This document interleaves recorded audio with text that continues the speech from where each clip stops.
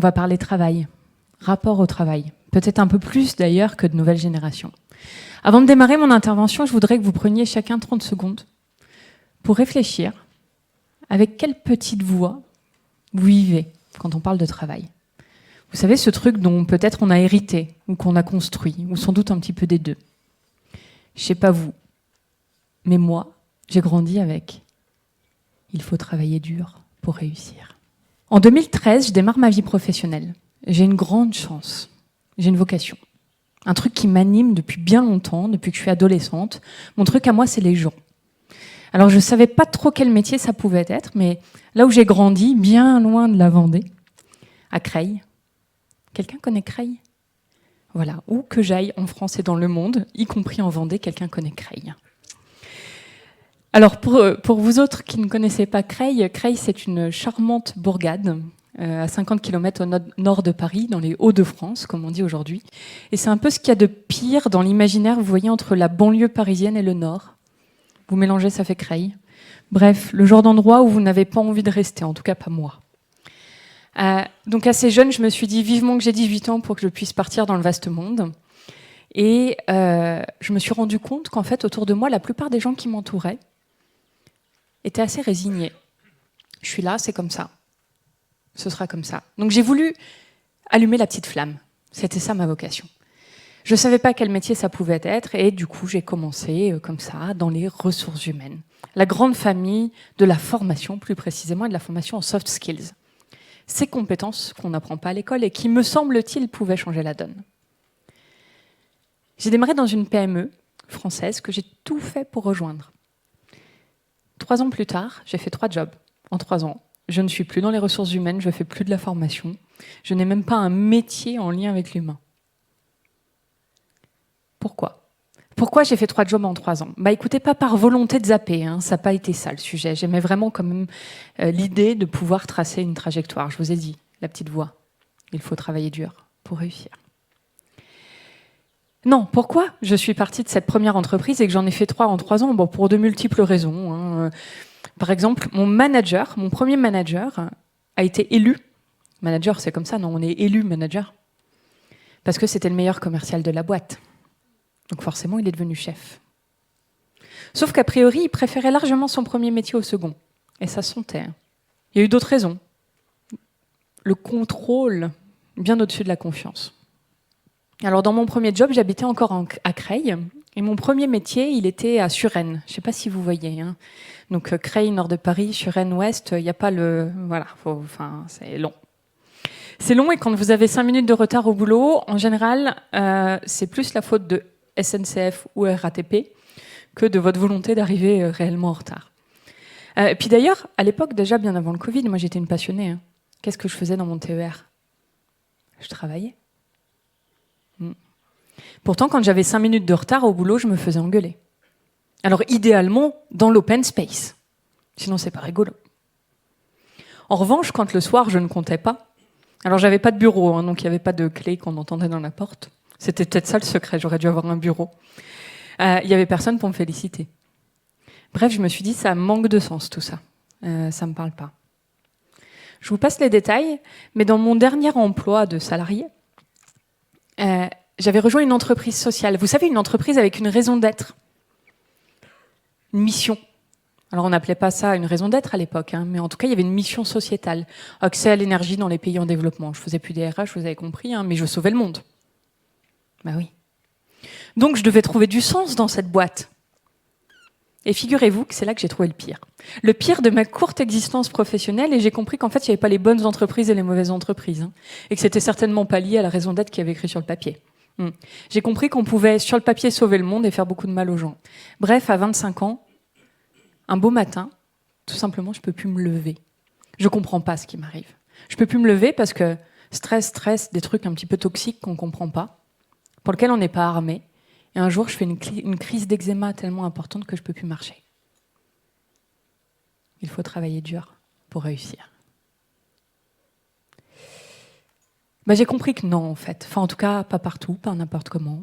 Donc, c'était pas que ça, le sens de la vie. Et alors, je vais pas vous mentir, à ce moment-là, je me sens quand même surtout inapte, inadaptée à ce monde du travail. 3 ans, 3 jobs, 3 problèmes. Le seul point commun, c'était moi. Hein. Donc j'ai bien balayé devant ma porte et je me suis dit que j'avais un problème. Et puis en fait, on est en 2015 déjà.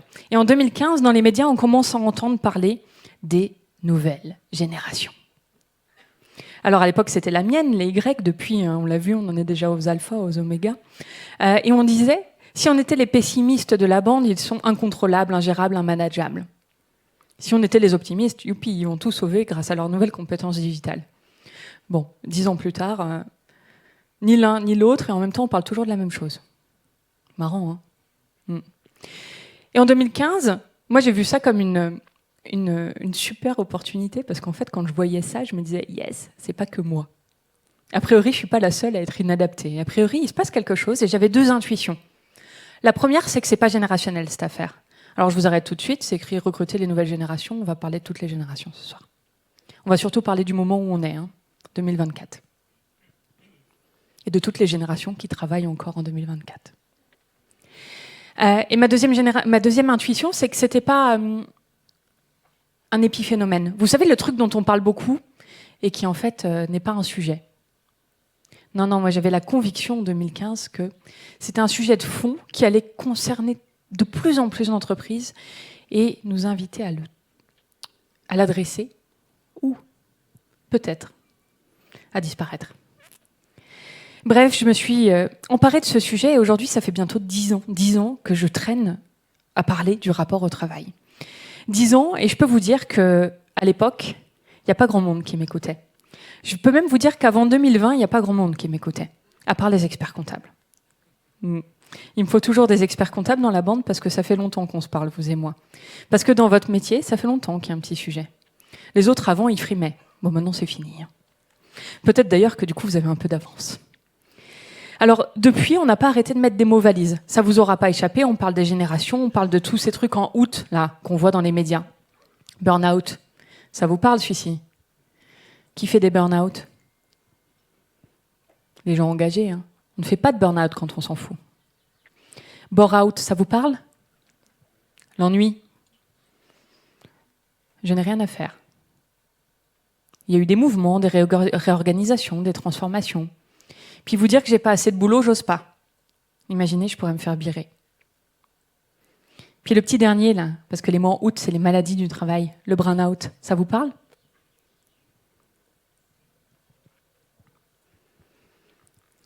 Peut-être que vous l'avez entendu autrement, les bullshit jobs.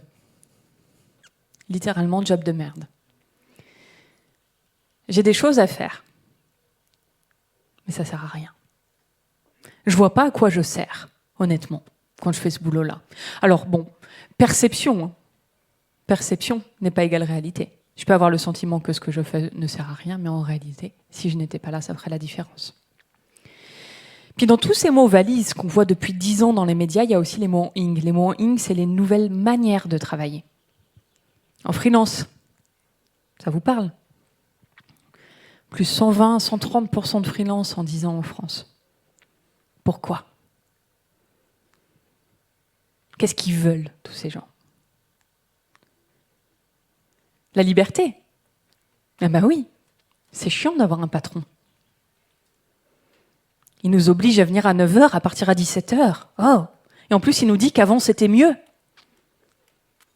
Jusqu'à ce on se rende compte que pire que le patron, il y a le client. Bah oui, et au moins le patron, à la fin, il paye. Alors ça, c'est intéressant parce que du coup, il y a quelques années, on me disait « Ah, bah, dans 10 ans, tous freelance ». Bon, 10 ans plus tard, non. En revanche, on y va, on y revient, on passe de l'un à l'autre, c'est plus ça, la réalité. Les slashers, ça vous parle des slashers? Quelqu'un a crié « ouais », je ne sais pas d'où ça vient, mais ça doit être un slasher. On sent l'enthousiasme. Alors, les slashers, c'est quoi? C'est 2 jobs en même temps. Alors, il y a différentes manières de slasher. Vous voyez, il y a le slasher assumé. Je suis banquier, slash... Il y a des banquiers, ils sont où les banquiers? C'était pas chez vous, vous inquiétez pas. Banquier slash pizzaiolo. J'adore mon métier de banquier. Pour moi, ça a du sens. Je n'ai pas envie d'arrêter d'être banquier, mais je suis génération et. Pourquoi choisir? Pourquoi ça devrait être où? Pourquoi je devrais choisir entre un métier intellectuel et un métier manuel? Pourquoi je devrais choisir entre une super convention collective et la précarité de la restauration? Ben non, je veux les deux. Donc je vais peut-être aller voir mon manager et je vais lui dire j'adore ce que je fais, hein, mais j'aimerais bien passer à 4/5e. Parce qu'en fait, comme ça, vendredi soir, samedi soir, je pourrais être pizzaiolo. Et alors là, ma vie serait... Alors à la limite, celui-ci, vous avez de la chance. Parce qu'il vous le dit. Il y a tous les autres. Il y a aussi l'assureur/naturopathe. Il y a des assureurs ce soir? Oh, ils hésitent. Plus ou moins, ça dépend de ce que je raconte. Ah, le naturopathe. Sophrologue, ça marche aussi. Lui, ou elle, assureur, il en a marre. Bon, c'est une perception. Il n'y a pas de bon métier, de mauvais métier. Il n'y a pas de métier avec du sens et des métiers qui n'ont pas de sens. Il y a des moments de vie, il y a des choix, il y a des personnes. Et cette personne-là, elle en a marre d'être assureur. Donc elle veut devenir naturopathe. Alors, évidemment, pour gagner autant en tant que naturopathe qu'en tant qu'assureur, il faut se lever de bonne heure le matin. Parce que sur le créneau des naturopathes, il n'est pas tout seul. Hein. Donc qu'est-ce qu'il fait? Il cumule, sans vous le dire. Ça veut dire quoi? Le soir, je pose peut-être... je vais faire une formation. Le week-end aussi.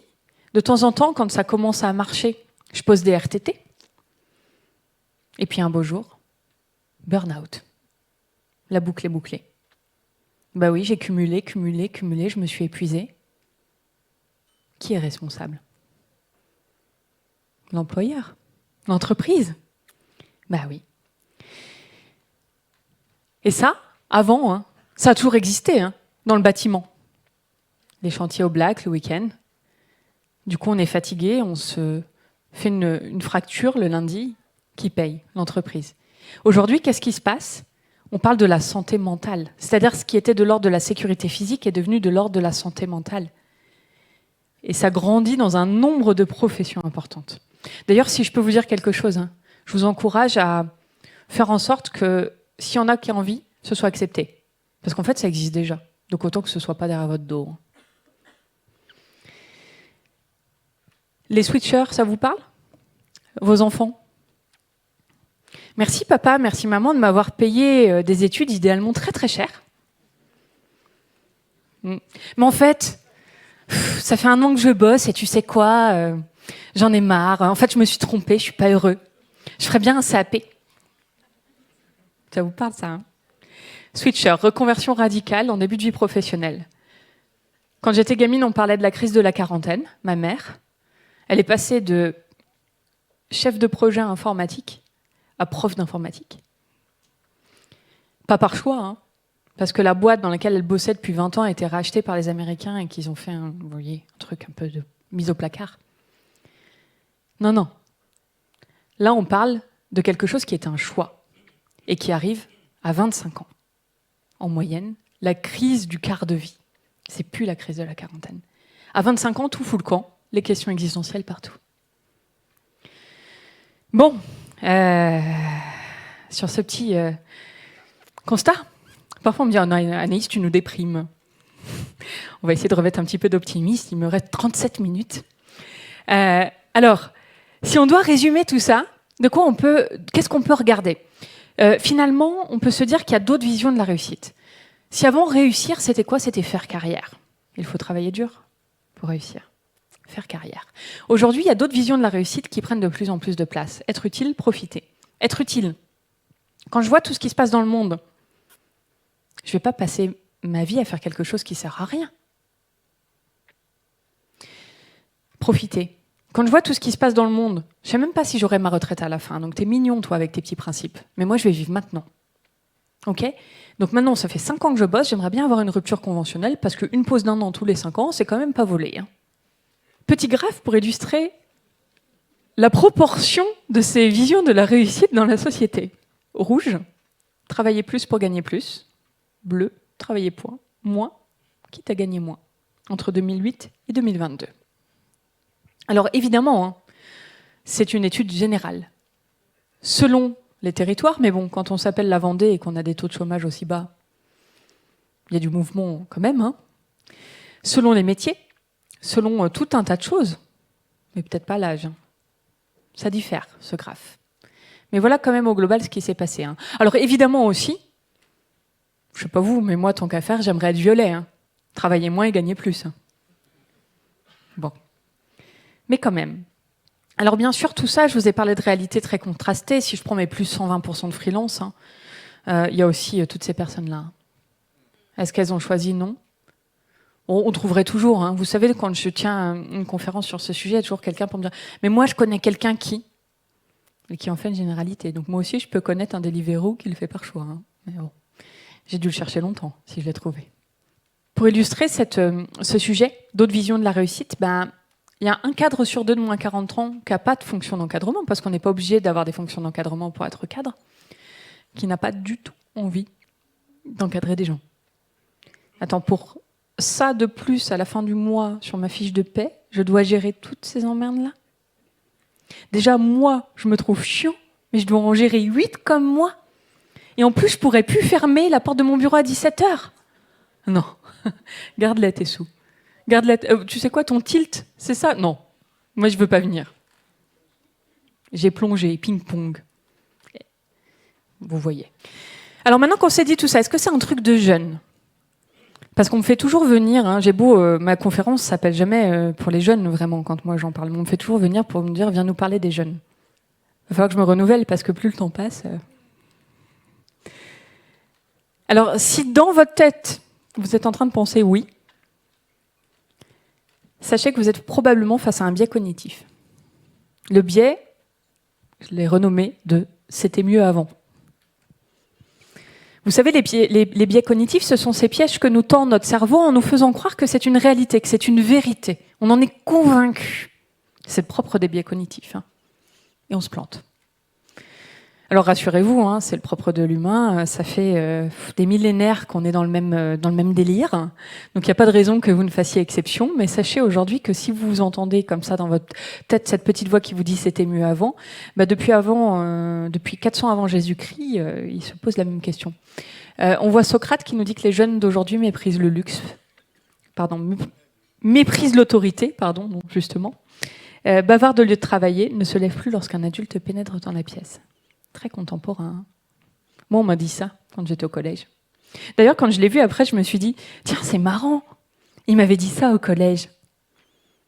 Alors, plusieurs choix. Il m'a menti. Il est dans le déni, on oublie vite.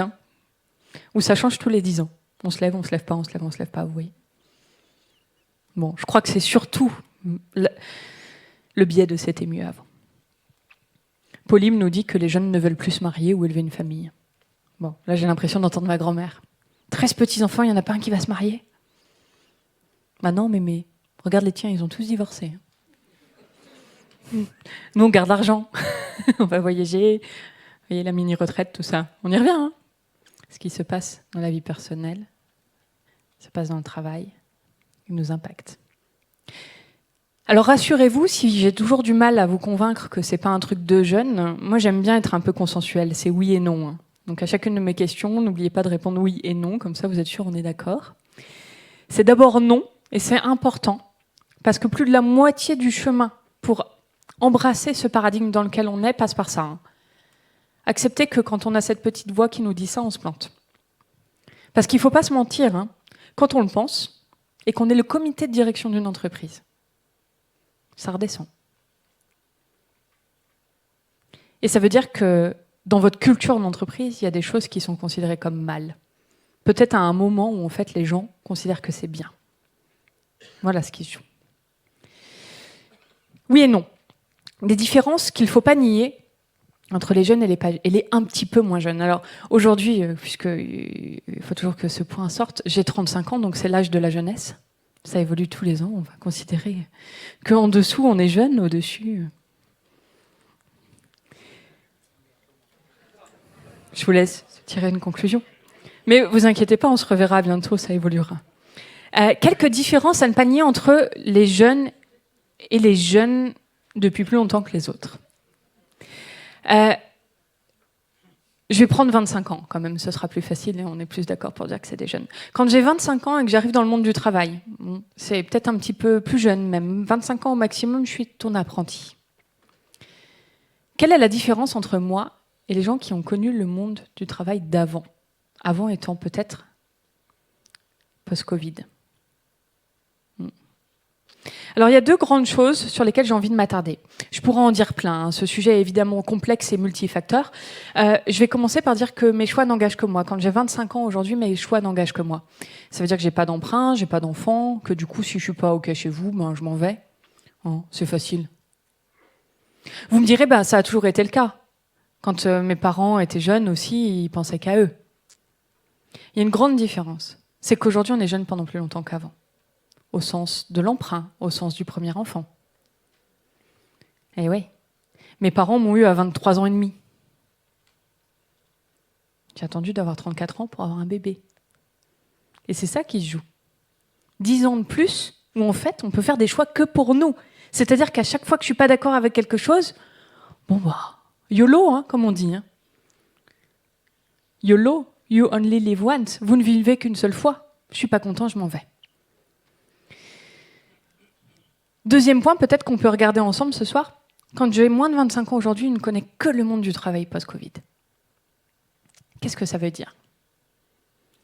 Ça veut dire que tout ce que vous avez, vous, nous, moi aussi je l'ai connu, le monde du travail pré-Covid. Tout ce que nous avons en tête comme référentiel n'est pas le référentiel des gens qui arrivent. Et ça ne le sera jamais.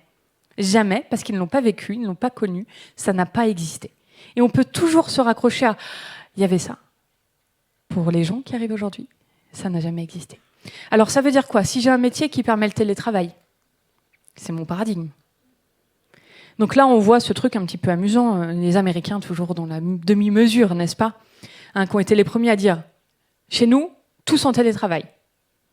C'est le nouveau monde, et puis comme ça, on va pouvoir embaucher aux quatre coins du monde, et ça va améliorer notre compétitivité. Les mêmes qu'on dit ça il y a 3 ans, qu'est-ce qu'ils disent aujourd'hui? Tout le monde de retour au bureau, tous les jours, et dormez sur place, s'il vous plaît. Bon, fort à parier que la vérité soit au milieu, hein. Un peu des deux. Parce que télétravail, les gens qui ne travaillent pas en télétravail, on le sait aujourd'hui, hein, c'était les mêmes qui font pas grand-chose en présentiel et inversement. Donc il y a ça,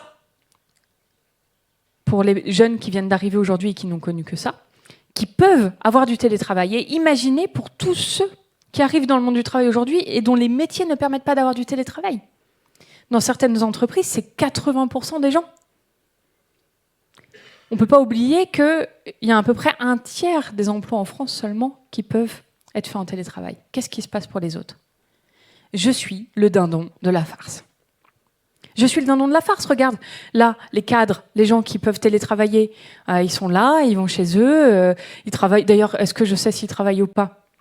Et puis en plus, aujourd'hui, ils demandent la semaine de 4 jours. Et moi, qui dois être posté, qui doit être là pour que ça fonctionne. Et cette gronde, elle monte. Alors ça se traduit sur les réseaux sociaux, sur des choses absolument effrayantes, que l'on voit un petit peu, et je ne veux pas vous effrayer, parce que je pense qu'il y a plein en étant conscient, plein de manières d'endiguer ça, mais c'est un petit peu ça qui se joue. Donc est-ce que c'est un truc d'enfant, de jeune? Oui et non. Est-ce que c'est peut-être dans ce cas-là un truc d'enfant gâté? Oui. J'entends un peu oui, mais un peu oui et non, mais non, je ne suis pas convaincue, parce qu'au fond, je pense quand même que c'est un truc d'enfant gâté.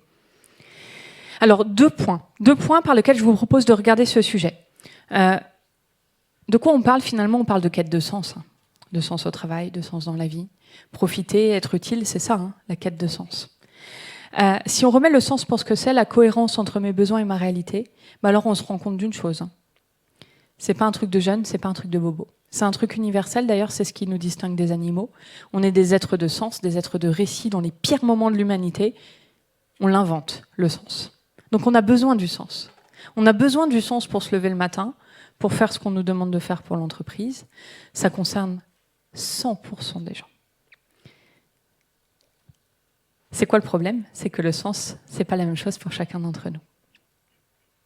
Alors, si je le prends par un autre bout, est-ce que c'est un truc de bobo, ce sens? Et que je le prends par quelque chose qui va vous rappeler des souvenirs. Là, quand je considère les choses comme ça, effectivement, le sens, il est en haut. Le travail donne un sens à ma vie, il apparaît en haut. Mais qu'est-ce qui se passe aujourd'hui? Si on regarde le sujet de manière un petit peu conceptuelle, le monde, il y a 100 ans, les gens qui étaient tout en haut, là, donc qui attendaient du travail qui leur permette de se réaliser, fallait bien les chercher. Hein. Ça a toujours existé, bien sûr, mais fallait bien les chercher. Si je regarde le monde aujourd'hui, il y en a peut-être un peu plus. D'ailleurs, ma pyramide, elle pourrait être un petit peu grossière, comme ça, en bas. Et si je regarde la France aujourd'hui, et les pays développés, hein, ce n'est pas un sujet franco-français, comme le prouvent tous les anglicismes que vous avez vus en début de mon intervention. Si je regarde la France, et bien finalement, il y a un nombre croissant de personnes qui sont en haut de la pyramide. Est-ce que c'est bien, est-ce que c'est mal? Je me passerais bien d'émettre un jugement là-dessus, c'est juste comme ça. Et donc, dans un marché de l'emploi qui est un petit peu tendu, comme on dit aujourd'hui, le nombre de collaborateurs qui arrivent chez vous en ayant un certain nombre d'attentes, d'aspirations, comme on dit aujourd'hui au travail, va crescendo. Alors, qu'est-ce que ça veut dire? Plus vous avez des personnes qui sont en haut de la pyramide chez vous, dans vos équipes, et qu'elles ne trouvent pas de sens, qu'il n'y a pas de cohérence entre leurs besoins et leur réalité, j'en reviens à cette définition du sens, qu'est-ce qui va se passer? Je ne suis pas content, je suis en haut de la pyramide, qu'est-ce que je fais? Je vous quitte. Plus si je ne trouve pas ce sens et que je suis en bas de la pyramide, qu'est-ce que je fais? Je reste, mais je me désengage. Alors ça veut dire quoi, je me désengage? Au mieux, c'est pas très visible. Je vous donne juste pas 100% de mon potentiel. Au pire, je nuis, je dissémine des mauvaises énergies comme ça dans l'équipe. Bon, dit autrement, on a le choix entre la peste et le choléra. Alors qu'est-ce qu'on fait? Par quel bout on peut prendre ce sujet? Maintenant qu'on a compris qu'il n'était ni générationnel, ni un truc de bobo. En fait, que c'est juste un sujet contextuel. Contextuel au niveau macroéconomique, le monde dans lequel on vit aujourd'hui en France fait que. Et plus contextuel au niveau micro. C'est-à-dire que si je reprends ma pyramide, c'est pas une question d'âge où je suis. Si j'ai 50 ans et que je suis boucher, je peux vous dire qu'il y a tellement de boulot que si ça me plaît pas, je vais ailleurs. Je suis ni sur un haut niveau de diplôme, ni un jeune. Et pour autant, c'est plus ça qui va conditionner le rapport au travail. Alors, par quel bout on peut le prendre? Je vous propose de regarder le sujet à travers 4 points clés. 1, il faut miser sur l'engagement. Partout dans les entreprises, j'entends parler de ce taux de turnover, de ce taux de départ, qu'on regarde comme ça en se disant « oh là là, avant c'était mieux ». Il ne faut plus regarder cet indicateur, vous allez avoir très très très mal si vous continuez à le regarder. Dans le monde dans lequel on est aujourd'hui, il ne peut pas devenir meilleur. Le seul truc qui ferait sens, si on regarde cet indicateur, c'est de vous comparer avec les copains qui font la même chose que vous. Sauf qu'en général, ils ne vous disent pas la vérité, donc autant regarder que ce qu'on peut comparer, soit avec soi-même, sur un indicateur qui a du sens. Et l'indicateur qui a du sens, c'est pour moi, l'engagement. L'engagement des collaborateurs enthousiastes, impliqués, qui entraînent la performance, l'innovation. Enfin, je ne sais pas vous, mais moi, des personnes qui restent pendant 10 ans dans mon équipe, c'est pas ce que je recherche. En revanche, je veux des personnes qui soient, le temps qu'ils sont avec moi, dans cet état d'esprit. Pourquoi je vous dis qu'il n'y a aucun intérêt à ce que vous regardiez le turnover dans vos équipes? Parce qu'on est passé de ce monde-là à ce monde-là. C'est absolument tout ce qu'on vient de décrire jusqu'à présent. On n'a plus le choix. On était avant dans quelque chose de très linéaire. Aujourd'hui, finalement, on va changer de métier, on va changer d'entreprise, on va changer de statut. Freelance, CDI, CDI, freelance, revenir en arrière tout au long de notre vie. Et puis au milieu, on aura quoi? Transition, exploration. Ça veut dire quoi? Ça veut dire que peut-être on est au chômage, mais qu'on l'a choisi. Mini-retraite tout au long de la vie. Quand on sait qu'on va passer de ça à ça, quand on sait que quelqu'un qui rentre sur le marché du travail aujourd'hui aura une dizaine d'emplois de métiers, apparemment différents dans sa vie, si on regarde le turnover, on va se faire mal. En revanche, si on regarde l'engagement et qu'on commence à agir sur l'engagement, là, on va pouvoir piloter un KPI, un indicateur sur lequel on va avoir du pouvoir et qui aura un impact dans notre entreprise. Pourquoi ? Si j'ai des collaborateurs engagés, en fait, je crée un cercle vertueux. Non seulement si les gens sont engagés, ils restent plus longtemps. C'est magique. C'est la conséquence. À chaque fois, on regarde des conséquences et pas des causes. pas des indicateurs racines. Quelque part, l'engagement, c'est l'indicateur racine. Et puis, je vais venir à parler de mes chers experts comptables. C'est quoi un collaborateur engagé? Cher patron, je t'ai pas dit, mais en fait, je déménage en Bretagne. Je suis ma copine, voilà. Oui, on est en octobre. Oui, je sais que ça va être... Bon, je m'en fous. Tu sais quoi, je m'en fous. Oui, j'ai un préavis, mais bon, moi, je serai toi. Collaborateur désengagé. Collaborateur engagé, je pars. Je te préviens, je suis mon ami, c'est un projet de vie. Mais t'inquiète pas, je te le dis maintenant, on est en octobre, je pars en juin. Je fais la période fiscale, je recrute mon successeur, je transmets mes dossiers correctement, et puis on se quitte bons amis. Puis d'ailleurs, je ne sais pas ce que la vie nous réserve. Peut-être qu'on se recroisera. Différence entre un collaborateur engagé et un collaborateur qui ne l'est pas. Donc un collaborateur engagé, ça ne veut pas dire qu'il part jamais. Ça veut dire que quand il part bien. Et qu'en plus, quand il part, c'est finalement peut-être un peu plus longtemps que si vous n'aviez pas agi sur l'engagement. Longtemps après. Et puis, qu'est-ce qui se passe d'autre? Attractivité. Quand j'ai des collaborateurs qui sont engagés, ils parlent de moi correctement. Et quand on habite aux Herbiers, j'ai compris que c'était la capitale économique du coin, j'imagine que dans le bar du coin, tout le monde se connaît. Hein. Donc les bonnes boîtes et les mauvaises boîtes, c'est pas sur Google qu'on le met. Hein. Bon, tout ça au service de la performance, évidemment. Alors pour ceux qui aiment les chiffres, qu'est-ce qui coûte le plus cher entre le turnover et le désengagement? Ouais, désengagement. 3 fois plus cher en moyenne. Et 21 points d'EBITDA en plus. Bon, je sais pas vous, mais moi je prends. Je sais pas où sont les DAF de la bande. Deuxième point, comment on crée de l'engagement? Vous m'avez vu venir, donner du sens. Je pourrais vous sortir plein d'études qui disent à quel point quand les collaborateurs trouvent du sens, sont engagés. C'est pas le sujet, vous le voyez, vous le vivez. Quand vous-même vous avez trouvé du sens dans vos vies professionnelles, vous étiez plus engagés. C'est quoi le problème avec le sens? Je vous l'ai déjà dit. C'est que le sens, ça concerne tout le monde, c'est un besoin universel. C'est au début là de mon schéma. Qui dit sens, dit engagement, dit tout ce truc qui fonctionne bien. C'est quoi le problème? C'est que le sens, c'est une notion personnelle. Ce qui fait sens pour moi au travail, c'est pas la même chose que pour chacun d'entre vous, et c'est même pire que ça. Ça change. Ce qui faisait du sens pour moi, quand j'avais 25 ans, c'est plus la même chose qu'aujourd'hui. Et j'imagine bien que dans le temps qui me reste à travailler, ça va encore changer. Alors imaginez, vous faites bien votre boulot, vous me recrutez parce que ce qui fait sens pour moi, c'est possible dans votre boîte. Et ça change. Alors comme ce sujet est absolument difficile à attraper, on en a construit une grille de lecture que je vais vous résumer en quelques points, mais normalement, ça parle. Et peut-être même après, dans vos conversations à votre table, vous pourrez discuter de ça. 5 modes de rapport au travail qui ont chacun leur manière d'y trouver du sens et donc leur levier d'engagement. C'est assez intuitif une fois qu'on y est. En mode ascension, le travail comme un moyen d'acquérir une certaine position sociale.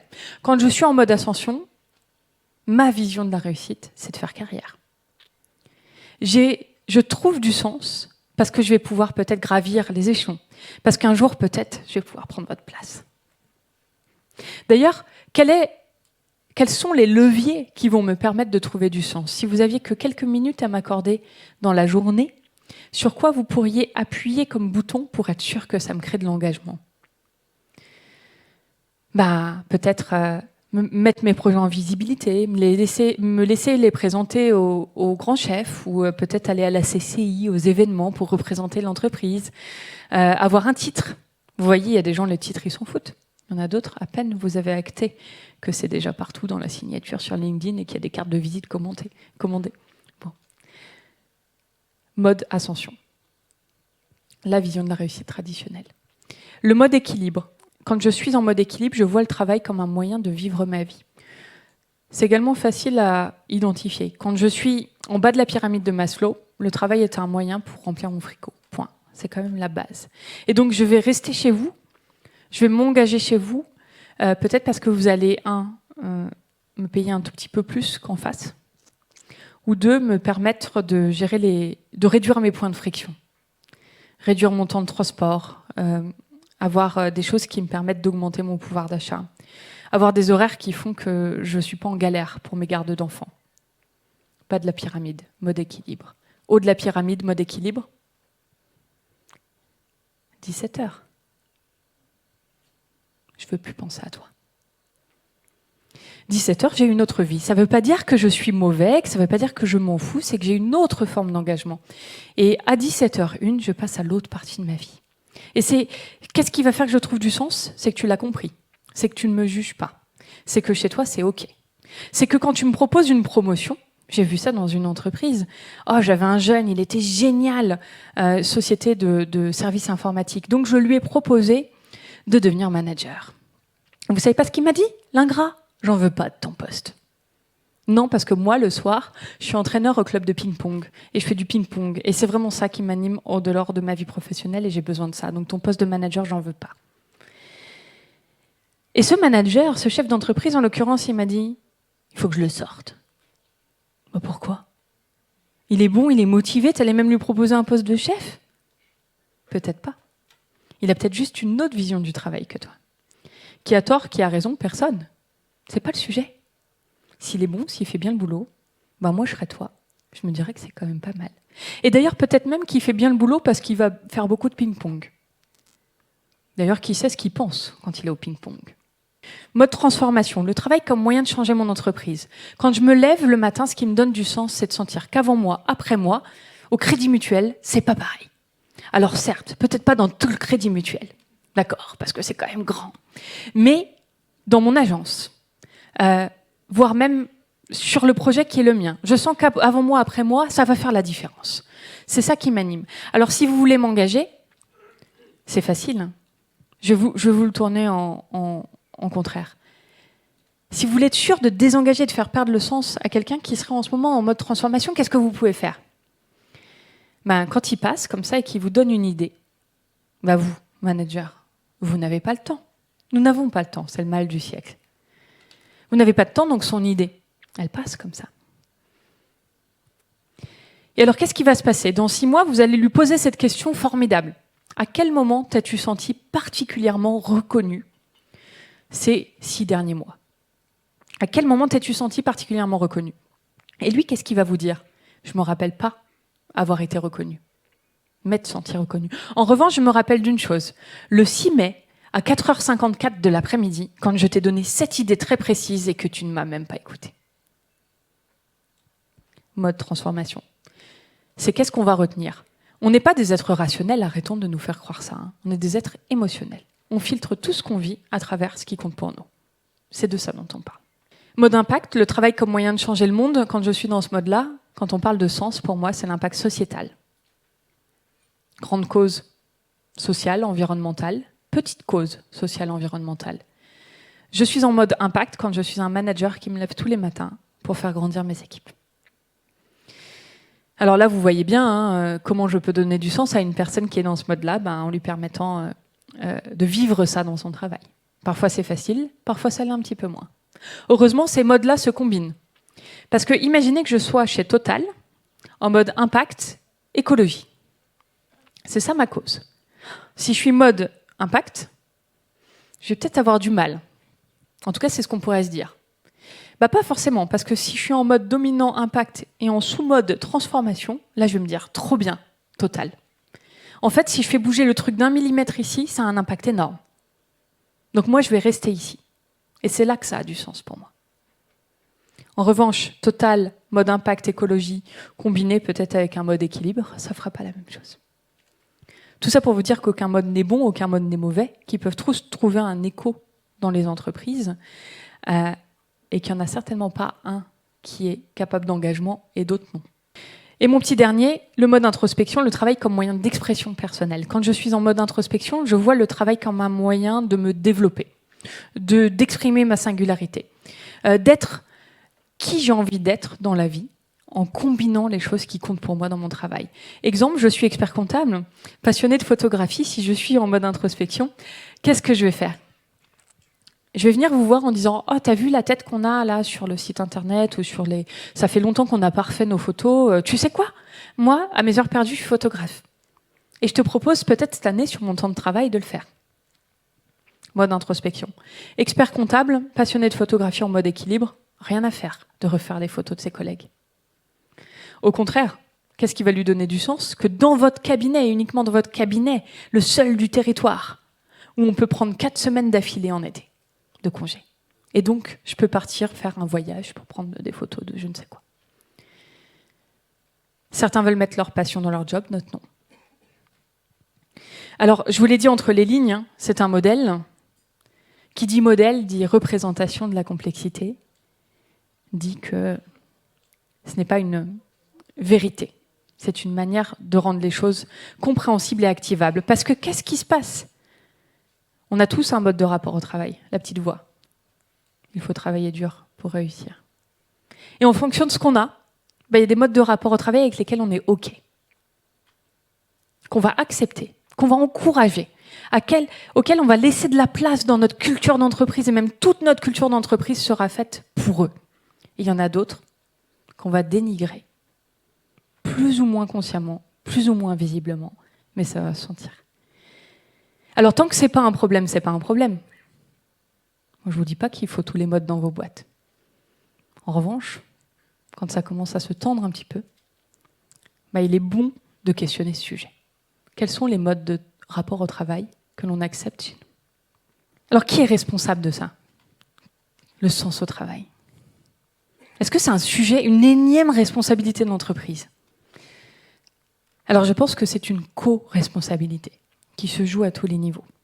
Et on va essayer dans les quelques minutes qu'il nous reste ensemble de voir à quel niveau on peut agir et comment. Co-responsabilité des dirigeants. Vous, aujourd'hui, vous êtes à Tilt pour vous poser des questions, pour pouvoir avoir un coup d'avance, pour pouvoir anticiper ce qui change et voir comment vous pouvez le mettre chez vous. La responsabilité des dirigeants, c'est celle-ci. Impulser, penser le futur, prendre conscience de ce qui nous empêche, enlever ces croyances-là, prendre conscience de ce qui bouge dans le monde et en conséquence, mettre juste la petite impulsion. Juste, mais ça fait beaucoup. Parce que quand ça bloque en bas, c'est que ça bloque en haut. 2 choses, et pas des moindres, 2 points, mais pas des moindres, je pense qu'il y a de quoi vous occuper pour les 10 prochaines années. Le défi, standardiser la personnalisation. Vous me pardonnerez l'oxymore, mais on ne peut pas faire un cas à une personne. C'est pas possible. Mais c'est de ça dont les gens rêvent. C'est ça dont on parle. Mais on ne peut pas faire un cas à une personne. En revanche, on ne peut plus non plus se dire que c'est comme ça et que c'est pas autrement. Et que si tu n'es pas content, tu n'as qu'à aller voir ailleurs. Parce que il y a des cas où c'est ce qui va se passer. Alors, ça veut dire quoi standardiser la personnalisation? Ça veut dire que vous avez le choix, peut-être, entre le PC 43 et le Mac 52. Vous n'avez pas le choix entre tous les ordinateurs du monde. Vous voyez l'idée? Sur d'autres métiers, ça veut dire que vous avez le choix entre les chaussures de sécurité basses noires ou les hautes vertes. Standardiser la personnalisation. De manière plus, peut-être, concrète encore, ça veut dire que peut-être vous avez le choix entre 35 heures et 39 heures. Je me rappelle d'une entreprise, mécanicien de tracteur, c'était leur cœur de métier. Déjà mécano, c'est difficile, mais alors mécano de tracteur, faut se lever de bonne heure pour trouver des gars. Il me disait, mais Anaïs, je ne comprends pas. On est les seuls à proposer 35 heures. Je lui dis, c'est peut-être le problème. Je ne sais pas. Non, parce qu'on a demandé aux gars. Ils sont trop contents, ils restent chez nous à cause des 35 heures. Oui, mais on ne parle pas des gens qui sont déjà chez toi. On parle de ceux qui sont à l'extérieur et que tu aimerais bien avoir chez toi et qui sont chez les concurrents. Ah non, mais attends, tu es en train de me dire, ton usine à gaz, là, ton manque de pragmatisme, toi la petite jeune, c'est un peu ça, on va se dire la vérité. Je sais pas, regarde, aligne. Enfin, je sais pas, moi aussi j'ai une boîte depuis quelques années, le coût juridique de 2 contrats différents, puis de voir un peu ça, c'est un peu chiant à mettre en place, mais après si ça marche et que tu alignes le nombre de personnes que tu n'arrives pas à recruter, le coût de tes cabinets de recrutement, je sais pas, compte, puis t'essaies, puis tu me diras. C'est de ça dont on parle. Et c'est pas une vision de l'esprit, c'est en route dans beaucoup d'endroits. C'est des questions qui se posent dans beaucoup d'endroits. Ça s'appelle l'expérience collaborateur. Comme on a fait l'expérience client.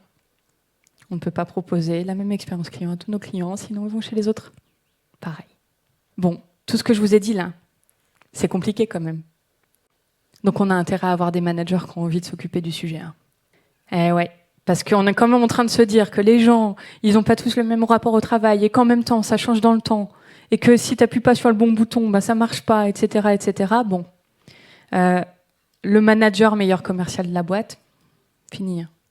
On a tout à perdre à mettre nos meilleurs experts managers. On perd des bons experts, on perd des collaborateurs dans des équipes managées par des mauvais managers. C'est pas si simple parce qu'il faut valoriser la filière expertise. En France, on a du boulot. Du coup, j'en viens à la responsabilité des managers. Leur seul job, ça devrait être de manager, en fait. Et pas contrôler, reporter, faire l'opérationnel, gérer les dossiers clients les plus complexes, être le meilleur expert, et puis bon, si jamais il te reste un peu de temps, gérer tous ces gens. Non, en fait, c'est la base du métier de manager, c'est d'être manager. Alors, on dit toujours oui, mais on peut pas, on a déjà des choses, des organigrammes, c'est compliqué, les marges, etc. Dans quelques entreprises où j'ai vu, par exemple, dans des métiers où on facture du temps client. Donc, je ne veux pas encore vous citer, ce serait lourd, mais il y en a d'autres. Qui ont décidé, qui ont compris ça bien avant les autres. Chez nous, le manager a X heures de manager. Et c'est comme ça, et en fait, c'est valorisé que tu utilises ton temps de manager. Énorme impact sur l'engagement, la fidélisation, enfin tout ce que je vous ai dit avant. C'est logique, parce qu'en fait, ça, c'est fini aussi.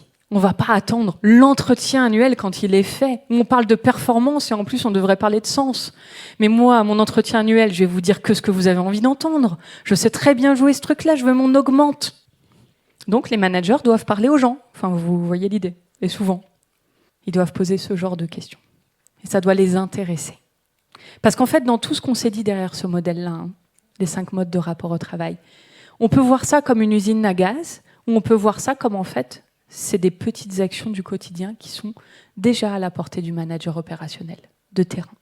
Quand j'ai compris ça, quand je me décentre de mon regard sur le rapport au travail, je vous assure, je l'ai fait dans plein d'entreprises, les managers se rendent compte qu'ils ont un levier d'action, à leur niveau, auprès des personnes qu'ils encadrent, tous les jours, dans le quotidien. Bon, et ça ne peut pas être un sujet dont la boucle est bouclée si on ne parle pas aussi des collaborateurs. De nous, en somme, parce qu'on est tous le collaborateur de quelqu'un. Et si on veut aligner, parce que c'est ça le défi, des aspirations individuelles avec des enjeux collectifs, en tant qu'individu, déjà, on doit, être conscient de ce qu'on veut vraiment. Et ça, comme on ne l'a pas appris à l'école, ça demande un peu de boulot, parfois. Et deuxièmement, être capable d'arriver avec des pistes de solutions. Voilà ce que moi j'aimerais et voilà comment je pense que ça peut se mettre en œuvre dans cette entreprise tout en respectant le cadre collectif. C'est hyper important, on ne l'a pas appris à l'école. Et du coup, dans nos entreprises, la relation managériale, aujourd'hui, on doit la travailler en binôme. Donner les clés au manager, donner les clés aux collaborateurs. Parce que le manager ne pourra pas tout deviner. Et finalement, le sujet, dit comme ça, il n'est pas si compliqué. Se parler, être conscient qu'on est tous différents, se rappeler qu'en fait les jeunes sont des humains comme les autres. Mais qu'est-ce qui se passe aujourd'hui ? On peut se dire que, en fait, et ce serait assez amusant, la dernière carte de la révolution digitale est foncièrement humaine. En fait, qu'est-ce qui s'est passé ? On a des entreprises qui sont mortes il y a quelques années parce qu'elles n'ont pas compris que dans cette révolution digitale, si vous ne changiez pas de produit, vous étiez mort. Kodak. La deuxième étape, c'est ces boîtes qui n'ont pas compris que dans la révolution digitale, si elles ne changeaient pas de business model, elles seraient mortes. On ne peut plus vendre des imprimantes, il faut vendre du service. Et peut-être que la troisième et dernière, enfin qui sait, dernière de mon vivant peut-être, étape de la révolution digitale, c'est ces boîtes qui mourront. Parce qu'elles n'ont pas compris que si on ne met pas l'humain au cœur, si on ne traite pas ce sujet, si on ne le prend pas au sérieux, si on ne se dit pas que c'est la priorité numéro 1, en fait, il n'y aura plus personne qui aura envie de travailler chez nous. Et comme on ne peut pas juste attendre que ça passe, parce que parfois, j'entends encore un petit peu ça, non mais Anaïs, c'est bon, avant on était en rapport de force comme ça, on est devenu comme ça, on est en train de redevenir comme ça, on va juste attendre que ça passe. Il y a une petite histoire de courbe démographique, apparemment, qui fait que plus de transformation des métiers, tout ça, que ça ne va pas être tout à fait le cas. Donc je crois que c'est un avantage compétitif majeur, que celles et ceux qui l'ont compris sont en avance, et que ça va rester un gros sujet, qui, j'en suis bien consciente, n'est pas simple. Et donc que je vous encourage à mettre au cœur de vos comités de direction pour les 10 années à venir, parce que franchement, le chemin ne fait que commencer. Merci.